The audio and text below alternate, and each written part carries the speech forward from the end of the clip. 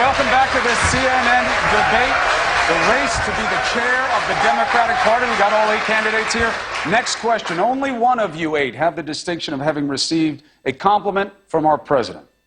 And that is you, Congressman Ellison. The President Trump paid you the highest compliment. In fact, this morning, he said, "One thing I'll say about Representative Keith Ellison in the fight to lead the DNC, he's the one who predicted early that I would win."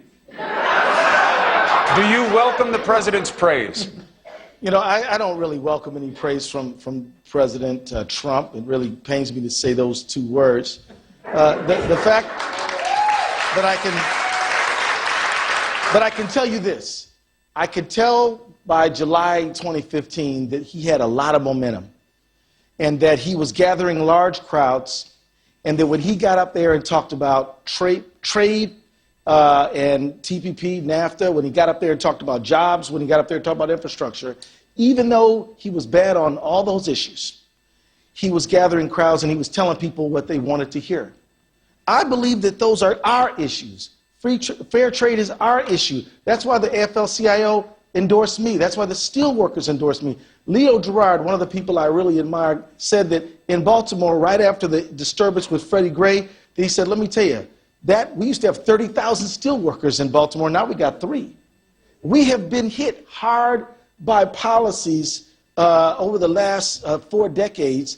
Wages have stagnated. And the Democratic Party has got to be the party that is fighting for working people every single day. And we have always got to be on the side of the worker.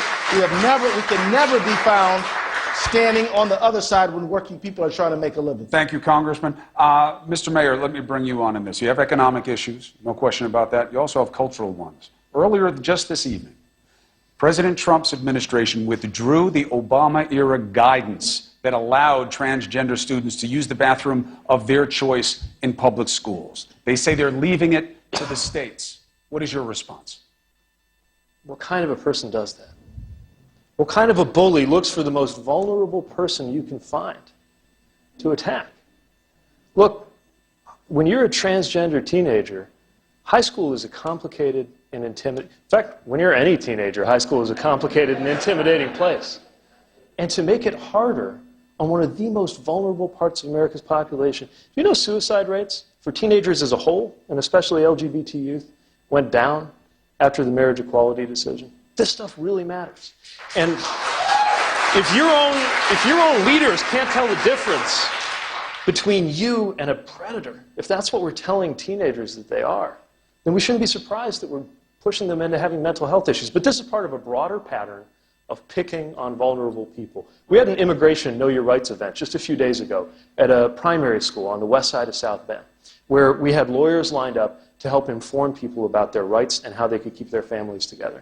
And I went to talk to those parents, and then I went into the school library to meet some kids from the high school. They were volunteering to hang out with the children who were there.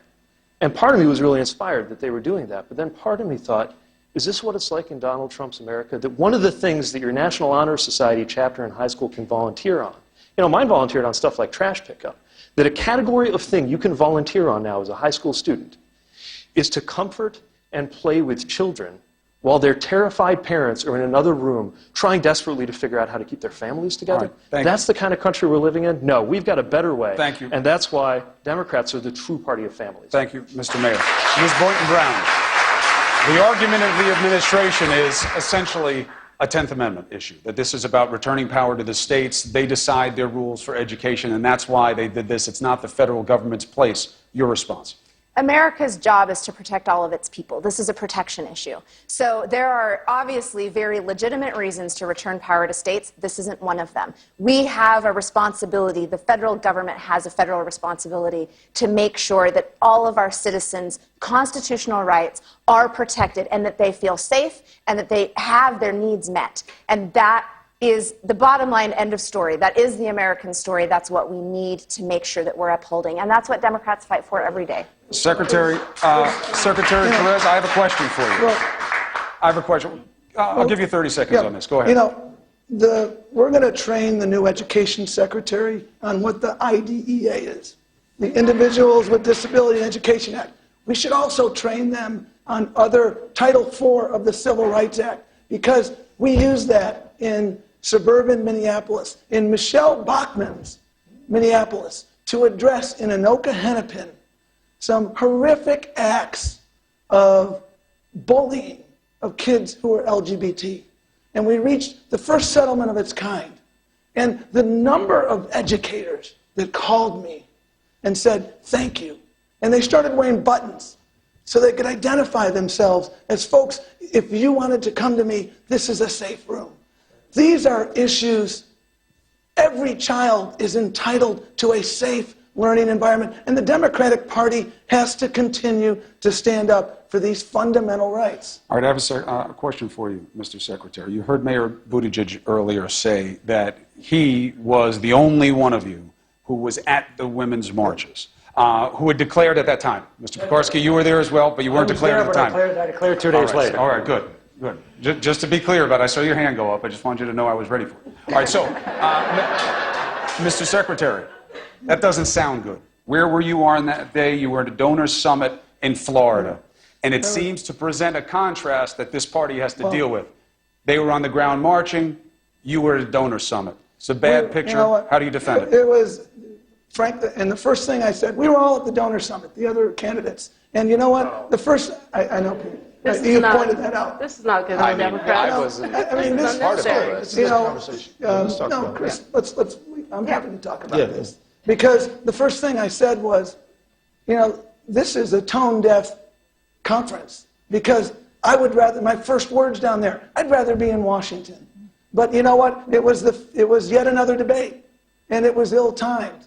And I had people in town. And I got back there. And we marched in Houston. And we marched elsewhere. I don't think you measure the commitment of an individual to inclusion and opportunity by one day. I think you measure it by the entire body of our work. And with all due respect, every single person on this dais has that commitment. There's no one person who has a monopoly on the high ground on these issues. I want to add to that, because the reality is that the Democracy Alliance organizations that are in our states are part of what is hurting state parties right now. And it's a very important conversation. The OFA did not single-handedly kill state parties.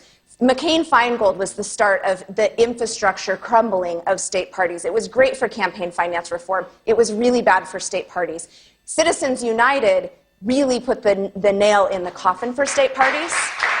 So as a community of progressive organizations, we have to come together. And that was the opportunity that we had to have that conversation. Congressman Ellison, you said, I want to have this conversation. I did, because... And I just want to say, as you're saying that, just think about, I'm guessing, what it's like for somebody out there who's a grassroots organizer, particularly for this march. Right. To hear that most of you were at a donor summit. People who want to be the chair of the DNC. Let me say this.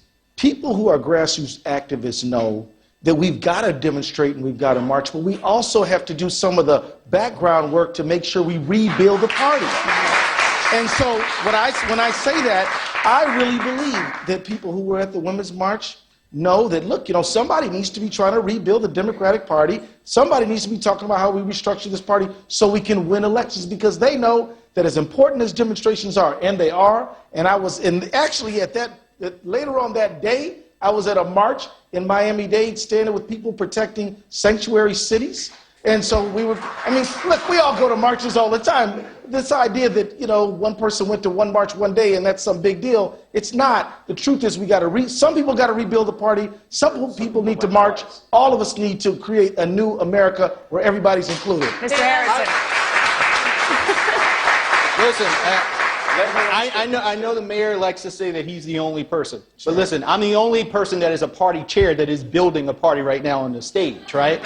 So let me tell you what I had to do that week, because I'm also a volunteer chair. I don't get paid to do this, but that is my life. That is what I do. So we had a forum on that Sunday. I took a red eye from that forum to get back to South Carolina for Affordable Care Act rally that Sunday. That next Monday, we had a Martin Luther King rally, our biggest rally in South Carolina, and we did that. That Friday, the day of the inauguration, I was going around the state of South Carolina, collecting blankets for the homeless, because we have a program called South Carolina Democrats Care, where we're actually in the communities addressing issues. And then on that Friday, Saturday, I left on an early flight, left my 2-year-old son who's crying that daddy's leaving in order to go to this rally because many of the folks, part of this job is party building. It is not just attending rallies, right? It is party building. That means fundraising. Hang on, guys. Mr. Mayor, since you made the point that you were the only declared candidate, why do you think that they were? Why do you, Mr. Mayor, since you had earlier pointed out that you were the only declared candidate at the time to attend the Women's March? What do you say to them when they say that, you know what, do they have a point that there's time to build the party and raise money and there's a time to march? Everybody up here is busy. I get it. I'm busy running a city. I got 100,000 residents. I got $300 million budget, over 1,000 employees, and it's not like Pawnee. We don't have a city manager. Okay? I'm sorry. But we're also busy. I'm sorry, I'd like to finish my We've spent now, so many minutes. Can you wait a second? Wait your turn, please, and we'll come to you next. I promise. Go ahead, Mr. Mayor. Of course we got to raise money too.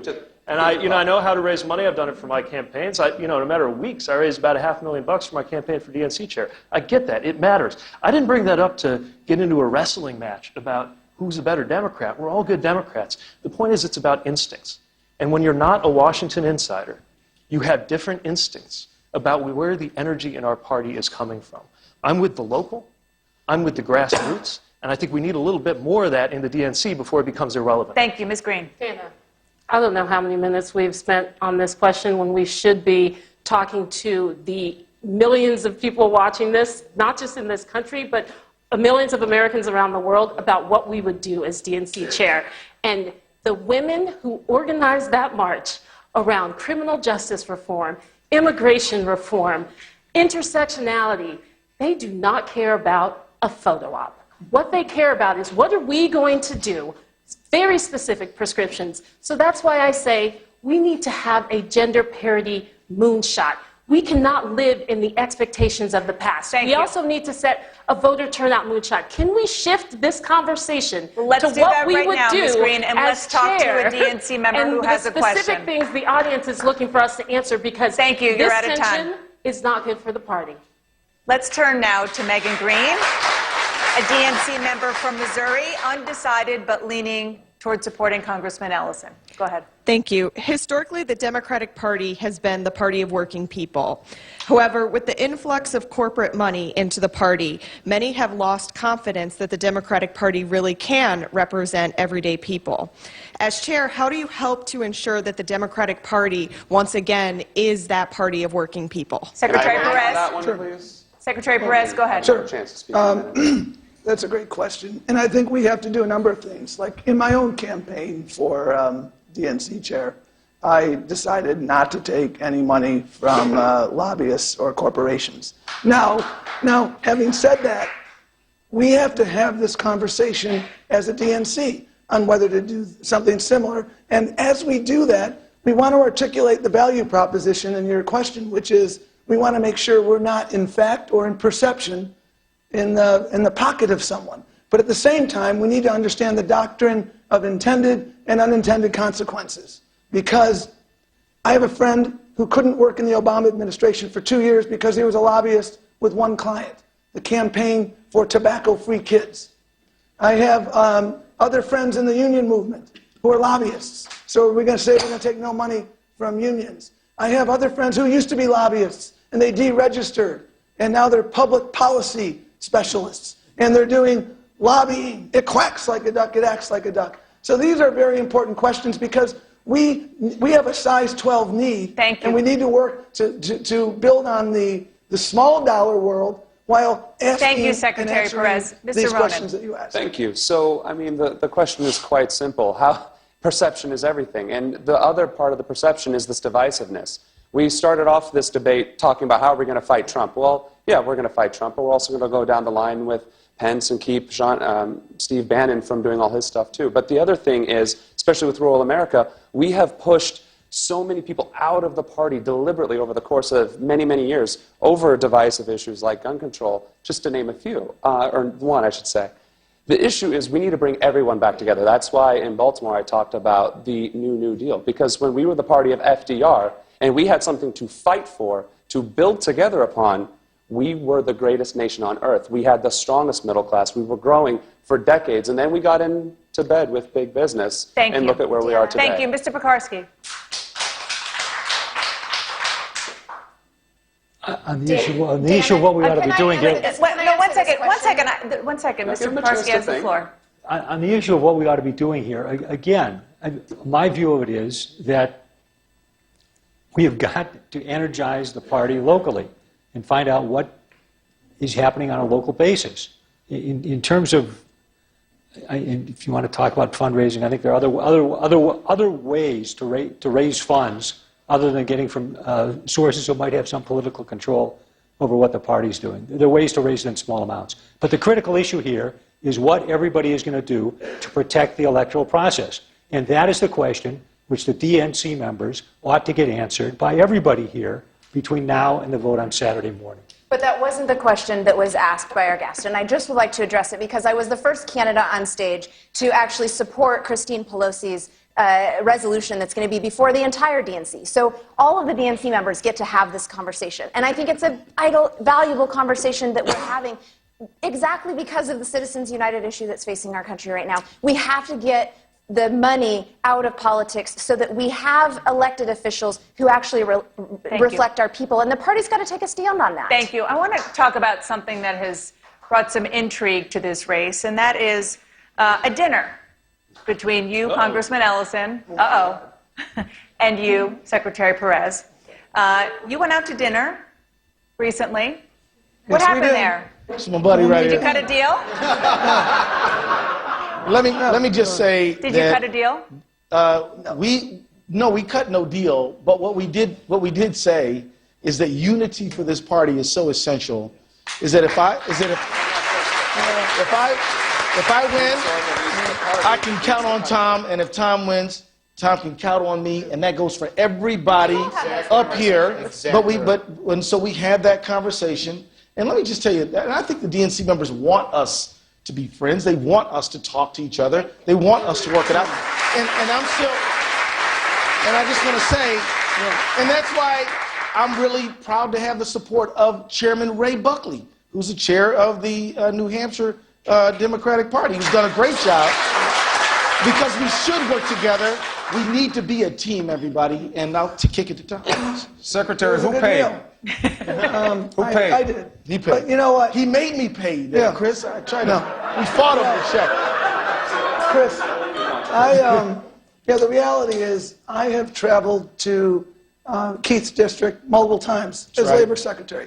Because we were working on the same things. We were working on lifting wages. We were working on paid leave. We were working on upskilling people.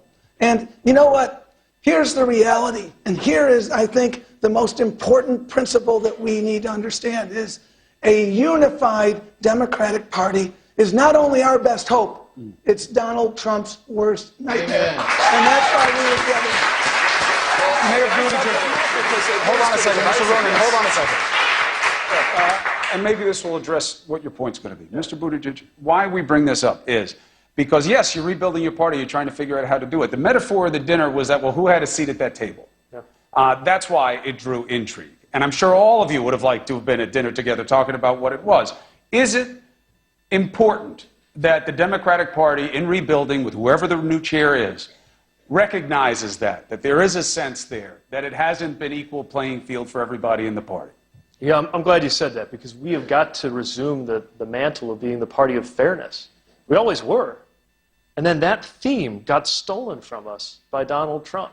See, when he was out there saying that the system is rigged, instead of us saying, it is, but you're part of the problem, we got a better way, we started to sound like the party saying, the system is perfectly fine. And that wasn't convincing, because it isn't true. Our political systems, our economic systems, they're not perfectly fine. Now, what is perfectly fine is for good Democrats to get together over a meal. That's a good thing. But I do have a suggestion, which is that the next time the secretary and the congressman want to get a cheeseburger, come do it in South Bend. Because I'm from an industrial community, which I'll buy, too. Okay, all right. That seems to be the hook for Congressman Ellison. Look, this is important because when you're from a community like that was brought to its knees by factory closures in the 60s and 70s, but found a way back. And suddenly you find your own hometown being studied with exotic fascination by political commentators on the coasts. I think people would have a little bit to learn. Trump voters are not a mystery to me. There are a lot of people in my city, my county, which went 50-50 last time, who voted for Barack Obama, and then they voted for Obama again, and then they voted for Trump. And by the way, they also voted for Pence, and they voted for me. We've got to understand what's on their minds and take them seriously. Thank you, Mr. Mayor. We have more to talk about. We're going to be right back from Atlanta with the Democratic leadership debate. Stay with us.